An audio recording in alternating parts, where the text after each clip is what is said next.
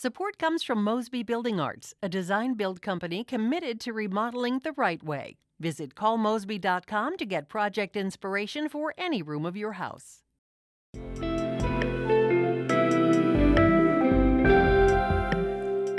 From the St. Louis Public Radio Newsroom, this is The Gateway. It's Friday, November 1st. I'm Rachel Lippman. Ahead on the podcast, some of the houses in downtown Belleville stand tall more than a century after they were built. And now they're attracting buyers eager to take on a rehab project. People love the character of old homes, the quality of how they were built, the workmanship that went into it. And as Eric Schmid reports, there are other incentives attracting residents to the city and its neighborhoods as well. First, the news. A Missouri Department of Health and Senior Services spokeswoman continues to justify the state agency's use of personal medical information in an investigation into Planned Parenthood's St. Louis abortion clinic. As St. Louis Public Radio's Sarah Fenton reports, the department requested information that included the dates of a woman's last period. The department denied the clinic its license earlier this year. A hearing that concluded on Thursday will help a state commission determine if officials acted properly. This week, Director Randall Williams said employees requested the information when investigating the clinic during the license renewal process. That revelation drew outrage and attention nationwide. Lisa Cox is the department's communications director. She says there's no need for an investigation into those methods. This information that we received and used is information that the legislature requires us to obtain and use for these purposes to keep Missourians safe. Attorneys have until February to file more legal documents. That means a decision is unlikely before later in winter. I'm Sarah Fenton, St. Louis Public Radio. The Environmental Protection Agency says workers have finished cleaning up the Carter Carburetor Superfund site in North St. Louis. As St. Louis Public Radio's Eli Chen reports, the federal agency had placed the site on its list of most urgent projects to help get it ready for redevelopment. Workers have spent 6 years cleaning up the former site of the carburetor manufacturing plant on North Grand Boulevard. The area was heavily contaminated with heavy metals and toxic chemicals like PCBs that cause cancer. The remediation work involved demolishing buildings on site and removing some contamination from the soil. Workers capped the remaining toxic material. Mozella Miles Washington, a resident of the Jeff Vanderloo neighborhood, says she's worried about the capped contamination. We haven't been told how long the materials are going to last. And if the materials are going to last, we're going to still have contamination. EPA officials say administrative steps need to be completed before removing the site from the Superfund program. I'm Eli Chen, St. Louis Public Radio.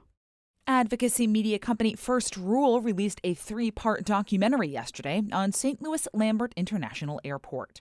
CEO Travis Brown is the executive producer of the film, titled Hard Landing at Lambert. He's also the lead consultant of Fly 314, the working group considering a potential long-term lease of the airport.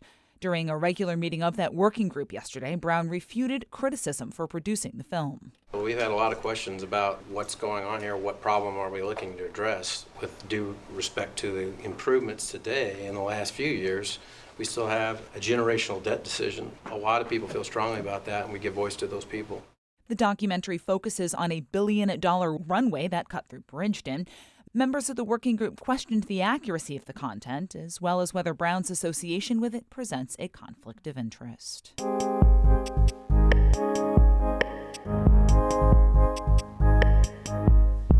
Most of the homes in downtown Belleville, Illinois, are more than 80 years old, according to the US Census. And many of them were built decades earlier, in the 1800s. These older homes are attracting a new crop of residents to the neighborhoods. As St. Louis Public Radio's Eric Schmid reports, the reasons are both practical and personal. Walk along Charles Street south of Belleville's Main Street, and one house quickly stands out. The home is tall and stately and looms above others on the block. It's built in the Second Empire style, popularized in late 1800s France. The original bricks peek through white paint that once covered it in the past. It's imposing, and the inside is equally impressive. Hi, how are you? Good, come on in. The front doors open to a vast hallway with high ceilings and a huge mirror that can't be removed because it's too big to get through the doors. Paula Hanaszewski and her husband, Tom, own the house. A massive, over 5,000 square foot historic home. They decided to buy it for $170,000 after walking by it every week for almost 2 years.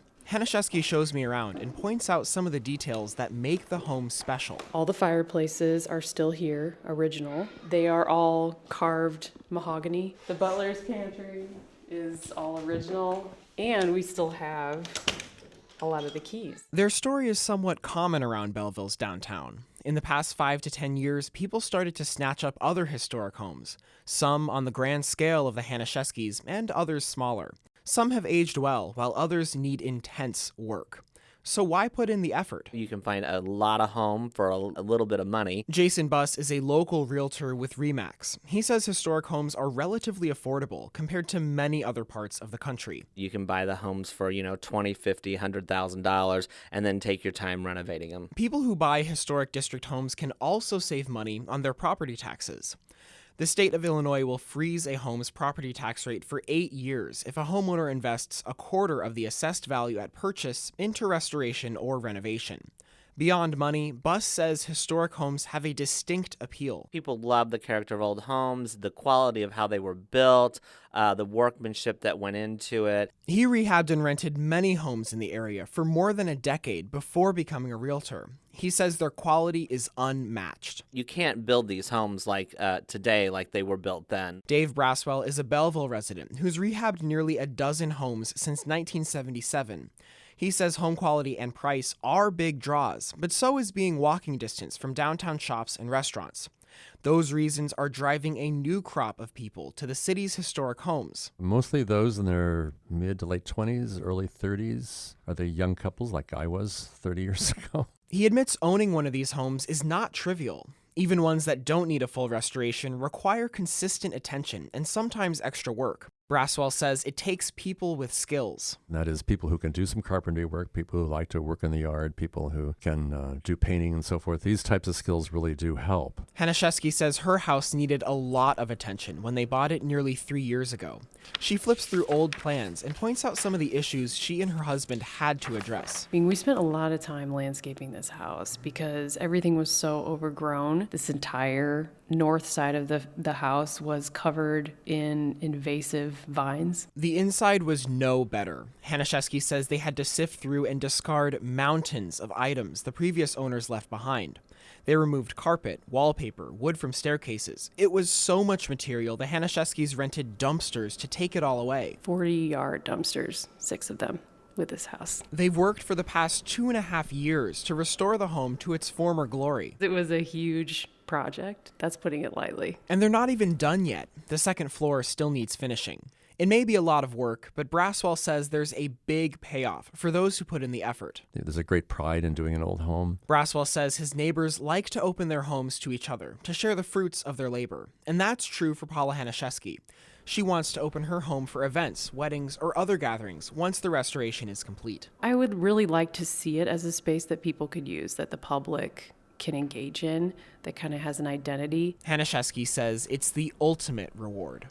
In Belleville, I'm Eric Schmid, St. Louis Public Radio. You can see the before and after pictures of Paula Hanaszewski's home and learn the full parameters of Illinois' historic home property tax freeze at stlpublicradio.org. Holly Edgel was the editor on Eric's piece. Shula Newman is the executive editor of St. Louis Public Radio. The music you hear on The Gateway is by Ryan McNeely of Adult Fur. I'm Rachel Lippman, and from the St. Louis Public Radio newsroom, this has been The Gateway.